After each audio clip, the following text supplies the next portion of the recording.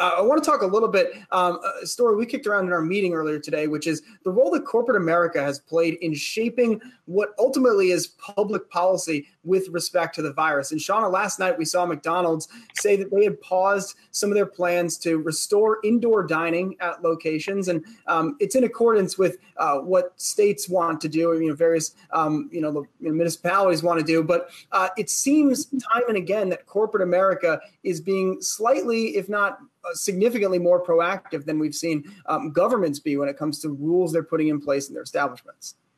Yeah, it has been. And it's been pretty interesting because I think there's a lot of critics saying that this should not be the case, that the Trump administration should be taking the lead on it, that we should have some sort of federal mandated policy when it comes to coronavirus. But clearly that is not the case. When you take a look at what the Trump administration has done is opted more for a state-led approach. So I think on the state level and on the city level, we are seeing the local governments, the state governments step up and mandate certain restrictions and certain rules and laws to abide by here as we see this second wave, or not so much a second wave, but a resurgence here of the first wave of the virus across different parts of the country. But the fact that we are seeing corporations, with McDonald's saying that it's going to pause the reopening of their dine-in services across the U.S., Apple saying that it's closing 77 stores in total. This is going to be interesting, and especially as we get closer and closer to the election, because clearly coronavirus is going to be front and center. When we compare what President Trump's response has been to what Biden has said he is going to do, they couldn't look more different if we tried, because Biden's response, it sounds like it's going to be drastically different. And he's arguing for a massive federally driven effort, which it almost seems like there would be no cost that would be too high to address this issue. He says that he would insist that people wear masks in public, which has become a political issue, which to me just boggles my mind. The fact that the mask, it's proven to work. It's proven to be a safety measure that everyone should be doing. You're not so much protecting yourself, you're protecting other people around you. Yet the Trump administration has refused to say that everyone should be wearing a mask, and they refuse to lead by example. So in this type of scenario, corporations are forced to take the lead, and we're seeing a number of those companies do that. And I think a lot of people are thankful that they are taking that lead, because without them, we would, I think, see even more even more cases continuing to climb across the U.S.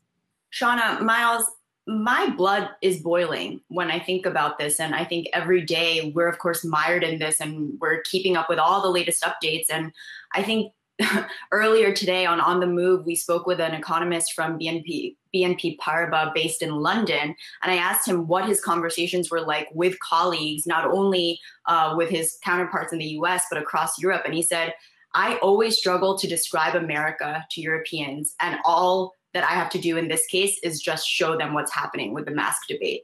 Like the fact that this is even a conversation, the fact that this has become some kind of war on freedom and the right to bear your face, I think is just complete blasphemy. And to be honest, it's just so foolish on the part of people who are opting to not wear masks. I mean, we saw Twitter just now tweeting, you can have an edit button once everyone wears a mask. The fact that a social media company is chiming in this conversation as if this is like a grand sort of declaration, I think is completely bonkers. And it really, really makes me upset.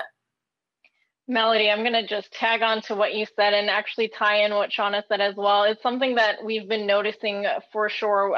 When you just look at overall the response, when you look at what the companies have done and how much the private sector has been leaned on in this instance, take, for example, the testing situation. When we were trying to ramp up testing in the country, the public health labs were unable to meet that because they've been underfunded. And the exact sector that should be in charge and should be leading, whether you're talking about the CDC or public health at large, is so underfunded that the private sector has had to take on this role. And in my conversations with public health experts, when you're talking about contact tracing, which I know is this like buzzword that we keep hearing about, but it is important and it does play a role. And so for those who aren't familiar, it's basically having an army of people, or even an app for that matter, help you identify the transmission chain of the virus. And without that, without these people in place, companies are actually building up in-house armies and in-house tracers. And so even there, you see an example of where the private sector is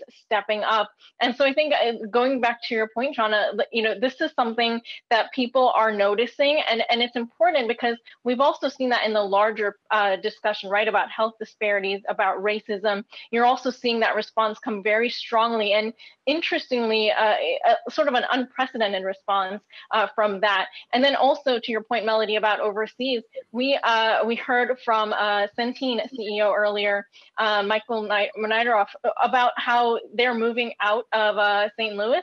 And in that conversation, somehow it got brought up that the mask wearing sort of mentality and the issues here, you don't see that in Asia. And it goes back decades where, different countries have had to deal with similar issues. But here it's become such a political issue, and the whole world is just looking and wondering about what is going on, to the point that the World Health Organization is also addressing it, saying some countries in code referring to the US will have to return to a lockdown.